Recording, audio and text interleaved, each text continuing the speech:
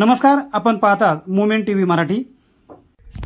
पुरंदर पंचायत समितीच्या गलथान कारभाराच्या व टँकर लॉबीच्या विरोधात वनपुरी येथे दिव्यांग महिलेचा विहिरीमध्ये 5 तास ठिय्या।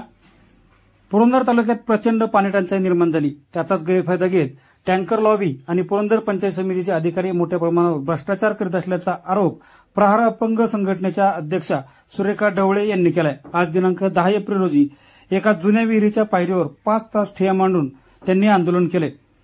दुपारी 2 ते सायंकाळी 7 म्हणजे जवळजवळ 5 तास त्या विहिरीच्या पायरीवर बसून होत्या, पण पुरंदर पंचायत समितीच्या अधिकाऱ्यांनी त्यांची फारशी दखल देखील घेतली नाही। यावेळी प्रहार अपंग क्रांती संघटनेच्या सुरेखा ढवळे यांच्याबरोबर निजाम खान, बबन जगताप, सुषमा पवार आदींनी देखील या आंदोलनात सहभाग घेतला। पुरंदर पंचायत समितीचे अधिकारी पाणी पुरवठा करताना टँकर चालकांना चुकीच्या पद्धतीने पैसे देत आहेत, यातूनच पैशाचा मोठा अपहार होत असल्याचा आरोप सुरेखा ढवळे यांनी केलाय। टँकर चालक अंतर जास्त दाखवून जास्तीचे पैसे घेत आहेत, मात्र प्रत्यक्षात जवळच्या विहिरीवर पाणी भरलं जाते। त्यासाठी प्रत्येक टँकरला शासनाकडून दररोज 150 ते 200 लिटर डिझेल दिले जाते, मात्र एवढा डिझेलचा वापर होत नाही।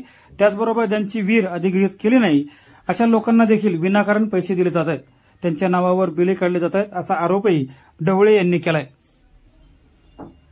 मुवमेंट टीव्ही मराठीसाठी प्रतिनिधी छायाताई नांदगुडे, पुरंदर।